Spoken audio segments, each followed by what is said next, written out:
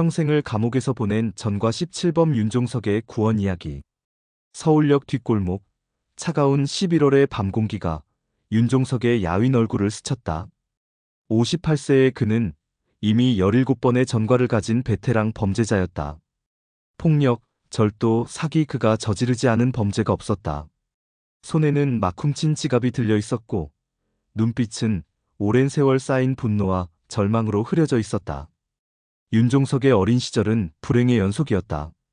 아버지는 알코올 중독자였고 어머니는 그런 아버지를 견디다 못해 집을 나갔다. 15살에 고아원에서 뛰쳐나온 그는 거리에서 살아남기 위해 무엇이든 했다. 처음엔 작은 도둑질로 시작했지만 점점 범죄의 규모가 커졌다. 첫 번째 감옥살이는 20살 때였다. 폭행죄로 6개월. 그 이후로 감옥과 사회를 오가는 것이 그의 일상이 되었다. 사기로 3년, 절도로 2년, 또 다른 폭력으로 1년. 세월이 흐를수록 죄질은 나빠졌고 형량도 늘어났다. 청주교도소 7동 15번 방. 6평 남짓한 공간에 4명이 함께 지내야 했다. 윤종석은 창가 구석자리를 차지했다. 나이가 많다는 것이 감옥에서는 어느 정도 우대를 받을 수 있는 이유가 되었다. 감옥 생활은 단조로웠다. 새벽 6시 기상, 세면, 아침 식사, 오전 작업, 점심, 오후 작업, 저녁 식사, 그리고 자유시간. 매일 반복되는 일상이 이젠 제법 익숙해졌다. 작업 시간에는 종이박스를 접는 일을 했다. 하루에 수백 개의 박스를 접으며 윤종석은 자신의 지나간 삶을 되돌아봤다.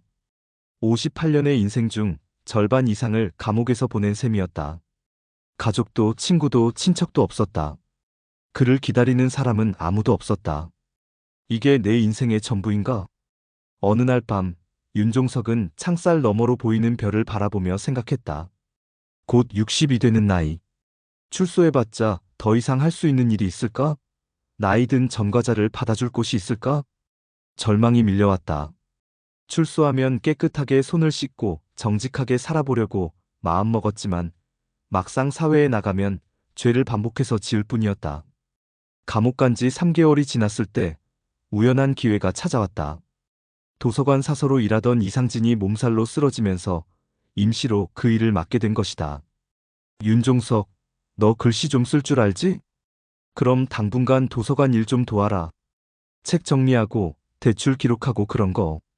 오랜만에 하는 실내 작업이었다. 상자 접기보다는 훨씬 나았다.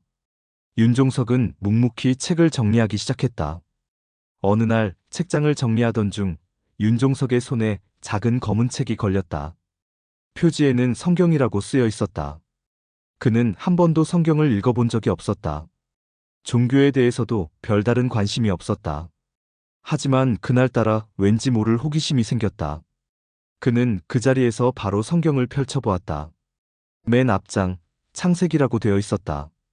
태초에 하나님이 천지를 창조하시니라. 첫 문장부터 궁금했다. 하나님이라는 존재가 정말 있을까? 있다면 왜 자신의 삶은 이렇게 비참한가? 그날 밤 윤종석은 성경을 감방으로 가져갔다. 동료들이 잠든 사이 작은 전등 아래에서 조용히 읽기 시작했다. 창세기, 출애굽기, 레위기. 처음에는 이해하기 어려운 내용들이 많았다. 하지만 계속 읽어나가면서 점점 빠져들었다. 특히 마음에 와닿는 구절들이 있었다. 요셉의 이야기에서는 형들에게 팔려간 고난 속에서도 하나님을 믿고 견뎌낸 모습에 감동받았다. 모세의 이야기에서는 살인자였던 그가 어떻게 이스라엘의 지도자가 되었는지 놀라웠다. 범죄자도 변할 수 있다는 건가? 하지만 가장 충격적이었던 것은 다윗의 이야기였다. 하나님께 선택받은 왕이었지만 간음과 살인을 저질렀다. 그런데도 하나님은 그를 용서하셨다. 시편 51편을 읽으면서 윤종석은 눈물을 흘렸다. 하나님이여 주의 인자를 따라 나를 긍휼히 여기시며 주의 많은 자비를 따라 내 죄가를 지우소서. 성경을 읽기 시작한 지 한 달이 지났다. 윤종석의 일상에 작은 변화가 생겼다.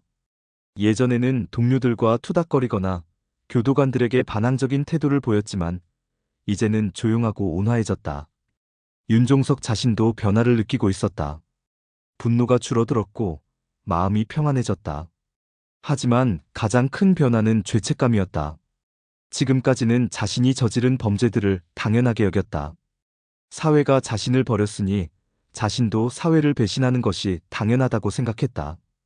윤종석은 감옥에서 매일 성경을 읽으며 하나님과의 관계를 깊이 쌓아가고 있었다. 그러던 어느 날 감옥에 특별한 손님이 찾아왔다. 월드비전에서 나온 선교사 김 목사였다. 한 달에 한 번씩 교도소를 방문해서 예배를 인도하고 있었다. 윤종석은 처음으로 그 예배에 참석했다. 하나님은 어떤 죄인이라도 용서하십니다. 다만 진정한 회개가 있어야 합니다. 김 목사의 설교는 단순했지만 강력했다. 윤종석은 그날 처음으로 하나님이라는 존재를 인격적으로 인정했다. 기도 시간에 자신의 죄를 고백하고 용서를 구했다. 그날 밤 윤종석은 오랫동안 기도했다. 처음으로 드리는 진정한 기도였다. 하나님, 저를 용서해 주세요. 그리고 제가 어떻게 살아야 할지 가르쳐 주세요. 며칠 후 신기한 일이 일어났다.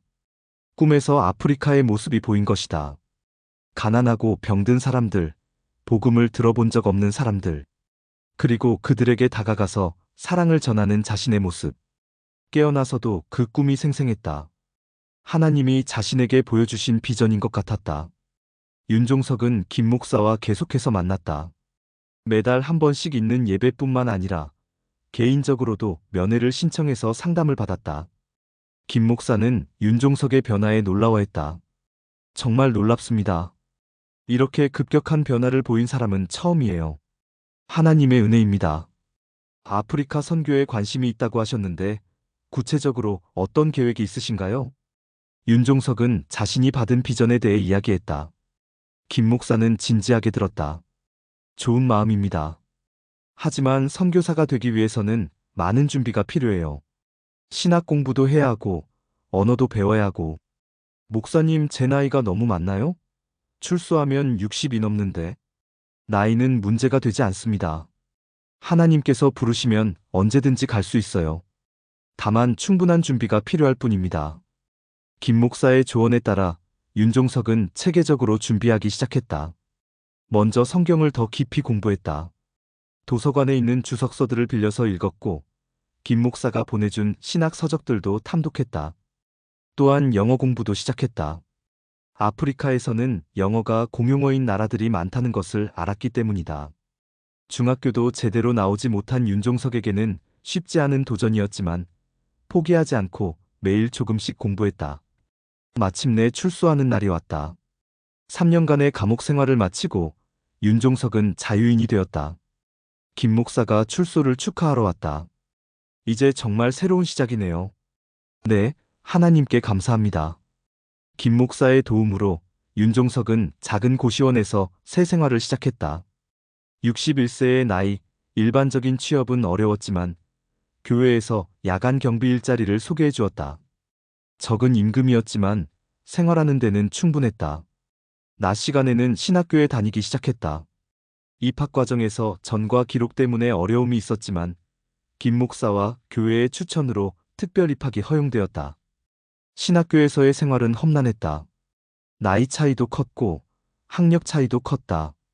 대부분의 동급생들이 대학을 졸업한 상태에서 입학했지만 윤종석은 중학교 수준의 학력으로 시작해야 했다. 하지만 그는 포기하지 않았다. 하루에 3, 4시간만 자며 열심히 공부했다. 야간 경비를 서면서도 책을 읽었고 밥을 먹으면서도 공부했다. 신학교 3학년 윤종석은 63세가 되었다. 동급생들보다 30살 이상 많은 나이였지만 학업 성취도는 뛰어났다. 특히 성경 암송에서는 둘째가라면 서러워할 정도였다. 졸업을 앞두고 그는 선교사 파송을 위한 준비에 들어갔다. 정 선교사의 소개로 케냐의 현지 교회와 연결되었고 초청장도 받았다. 하지만 선교비 마련이 문제였다. 일반적으로 선교사들은 후원교회나 후원자들의 도움을 받지만 윤종석에게는 그런 배경이 없었다. 전과자 출신이라는 이유로 후원을 망설이는 사람들도 많았다. 하나님, 어떻게 해야 할까요? 그때 뜻밖의 도움이 왔다. 그가 다니던 교회의 성도들이 십시일반 모금을 해준 것이다. 많은 금액은 아니었지만 케냐에서 1년 정도 생활할 수 있는 정도였다. 형제님, 하나님께서 길을 열어주셨네요. 김 목사의 말에 윤종석은 감격했다. 추운 겨울이 지나갈 무렵 드디어 신학교를 졸업했다. 졸업식장에서 윤종석은 펑펑 울었다. 평생 꿈꿔보지도 못한 일이 일어난 것이다. 졸업 후 곧바로 선교사 임명식이 열렸다. 작은 교회였지만 많은 사람들이 참석해서 윤종석을 축복해 주었다. 하나님께서 윤종석 선교사님을 통해 아프리카의 놀라운 역사를 이루실 것을 믿습니다. 목사의 축복 기도를 받으며 윤종석은 새로운 인생의 시작을 확신했다. 봄이 지나고 여름이 시작될 무렵 64세의 윤종석은 케냐행 비행기에 몸을 맡겼다. 작은 가방 하나에 성경과 몇 벌의 옷, 그리고 간단한 선교 도구들이 전부였다. 비행기 안에서 그는 지난 인생을 돌아봤다. 17번의 전과 수십 년간의 감옥살이, 그리고 하나님을 만난 후의 극적인 변화. 이 모든 것이 꿈만 같았다. 하나님, 제가 정말 선교사가 될 수 있을까요? 마음 한편으로는 두려움도 있었다. 과연 자신 같은 사람이 하나님의 일을 제대로 할 수 있을까? 하지만 성경 구절이 떠올랐다. 내게 능력 주시는 자 안에서 내가 모든 것을 할 수 있느니라. 12시간의 긴 비행 끝에 나이로비 공항에 도착했다. 정 선교사가 마중 나와 있었다. 윤 선교사님 환영합니다. 감사합니다. 드디어 왔네요.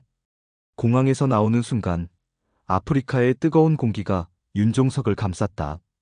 이제 정말 새로운 인생이 시작되는 것이었다. 나이로비에서 며칠간의 적응 기간을 거친 후 윤종석은 키베라 슬럼으로 들어갔다. 그가 본 광경은 충격적이었다. 수십만 명의 사람들이 판자와 양철로 지은 집에서 살고 있었다. 하수도는 제대로 되어 있지 않았고 전기도 들어오지 않는 곳이 많았다. 길거리에는 쓰레기가 널브러져 있었고 아이들은 맨발로 다니고 있었다. 여기서 어떻게 사람들이 살아가지?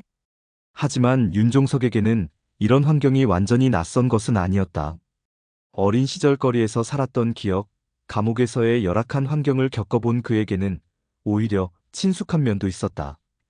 현지 교회 목사인 사무엘 목사가 그를 안내했다. 이곳이 우리 교회입니다. 작은 판자집에 십자가만 걸려있는 소박한 교회였다. 일요일에 50명 정도가 모인다고 했다. 선교사님, 여기 사람들은 매우 가난합니다. 하루에 1달러로 살아가는 사람들이 대부분이에요. 많은 사람들이 절망 속에서 살고 있습니다. 윤종석은 슬럼을 걸어다니며 다양한 사람들을 만났다. 아이들은 호기심 어린 눈으로 그를 바라봤고 어른들은 경계심을 드러냈다. 외국인이 이 동네에 오는 경우는 드물었기 때문이다. 윤종석은 꾸준히 일을 마다하지 않고 열정적으로 지역 주민들을 섬겼다. 지역 주민들은 윤종석의 희생과 열정에 감동했고 처음에 50명 정도였던 교회가 6개월 만에 100명이 넘게 성장했다. 윤종석은 매주 수요일과 일요일에 설교를 했다. 그의 설교는 특별했다. 화려한 언변이나 어려운 신학 이론이 아니라 자신의 생생한 경험담이었다. 저는 17번이나 감옥에 들어갔습니다. 폭력, 절도, 사기. 여러분이 상상할 수도 없는 나쁜 일을 다 했어요. 하지만 하나님은 그런 저도 용서해 주셨습니다. 사람들은 숨을 죽이고 들었다. 자신들과 비슷한 경험을 한 사람이 완전히 변화된 모습을 보면서 희망을 품기 시작했다. 여러분도 변할 수 있어요. 하나님께는 불가능한 일이 없습니다. 교회가 성장하면서 새로운 문제들도 생겼다. 공간이 부족해진 것이다. 작은 판자집으로는 모든 사람을 수용할 수 없었다. 윤종석은 한국 교회에 편지를 써서 도움을 요청했다.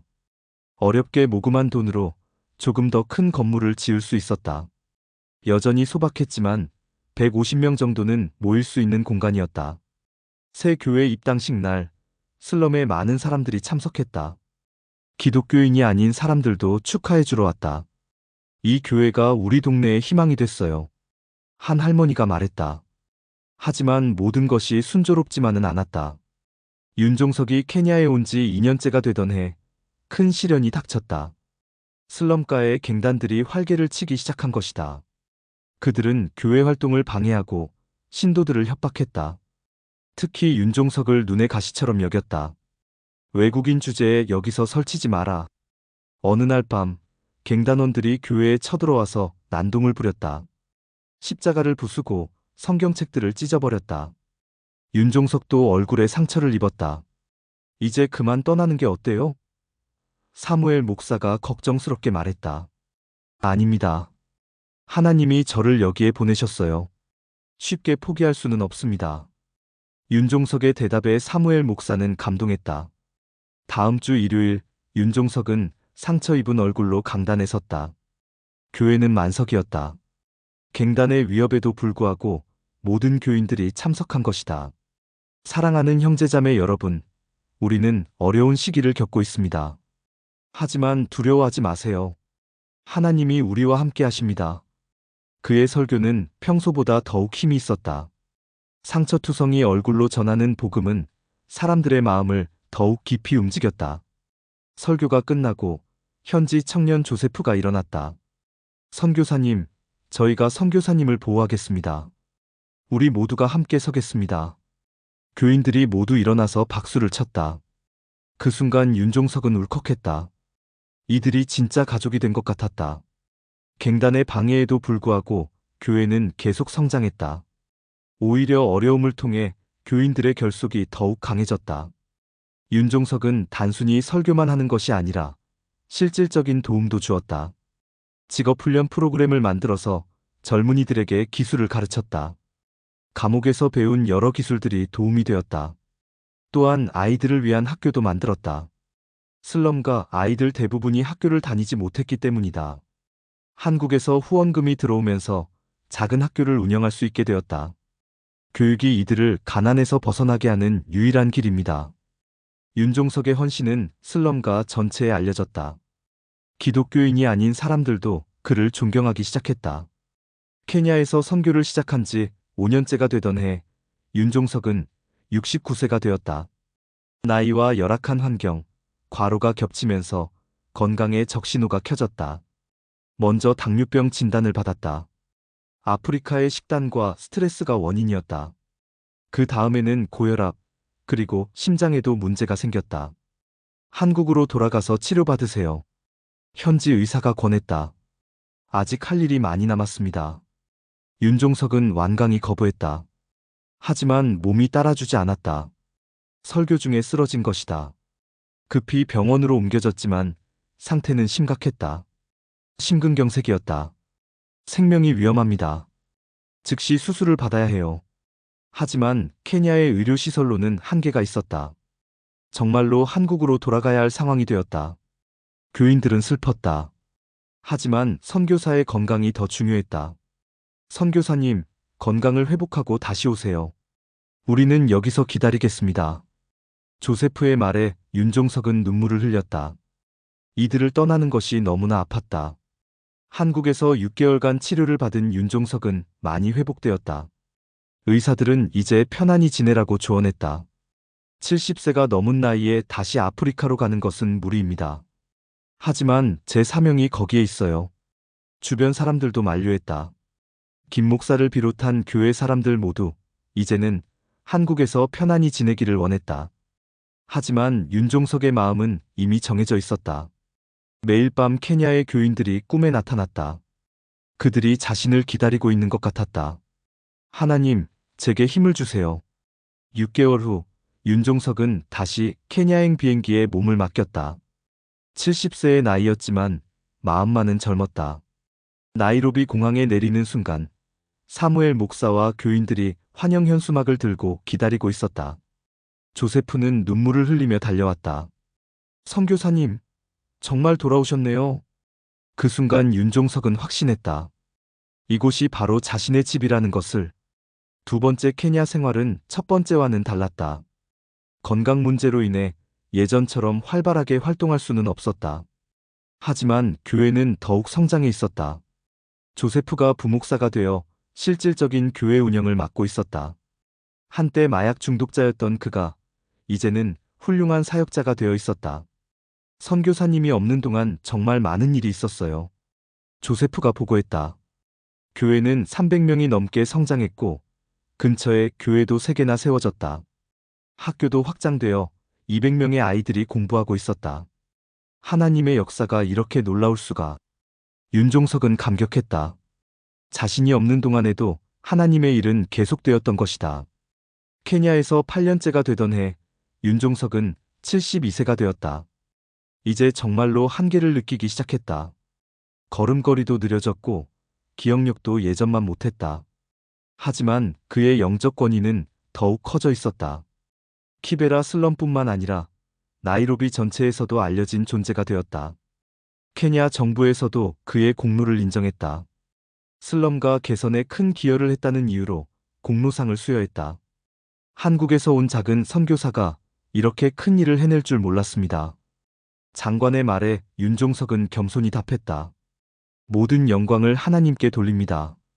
그의 크리스마스, 특별한 행사가 열렸다. 윤종석이 세운 교회들에서 연합 크리스마스 예배를 드리는 것이었다. 1000명이 넘는 사람들이 참석했다. 윤종석이 강단에 서는 순간 모든 사람들이 일어나서 박수를 쳤다. 그는 감격해서 말문이 막혔다. 하나님께서 이런 죄인을 이렇게 사용해 주시다니. 설교를 마친 후 조세프가 무대로 올라왔다. 선교사님께 감사의 마음을 전하고 싶습니다. 그는 윤종석에게 케냐 전통 옷을 입혀주었다. 그리고 교인들이 함께 준비한 선물을 전달했다. 작은 조각상이었는데 우리의 아버지라고 새겨져 있었다. 윤종석은 울었다. 평생 가족이 없었던 그에게 이제는 1000명이 넘는 가족이 생긴 것이다. 이후 윤종석은 조용히 한국으로 돌아왔다. 75세의 나이, 더 이상 아프리카 생활을 지속하기는 어려운 상태였다. 윤종석은 아프리카에 없었지만 그가 남긴 유산은 영원했다. 키베라 슬럼가에 세운 교회들은 계속 성장하고 있었고 수많은 사람들이 그를 통해 구원받았다. 어느 봄날 윤종석은 평안히 하나님의 부르심을 받았다. 그의 나이 78세였다. 윤종석의 묘비에는 다음과 같은 글귀가 새겨져 있다. 윤종석 그는 죄인을 부르러 오신 예수님의 사랑을 전한 사람. 내게 능력 주시는 자 안에서 내가 모든 것을 할 수 있느니라. 빌립보서 4장 13절 말씀. 그의 삶은 끝났지만 그가 뿌린 사랑의 씨앗은 아프리카 대륙에서 계속 자라고 있다. 절망 속에서도 희망을 잃지 않았던 한 사람의 변화된 삶이 수많은 사람들에게 새로운 인생의 가능성을 보여준 놀라운 이야기였다. 하나님의 부르심과 은사는 후회하심이 없느니라. 로마서 11장 29절 말씀. 후기. 윤종석의 이야기는 우리에게 강력한 메시지를 전한다.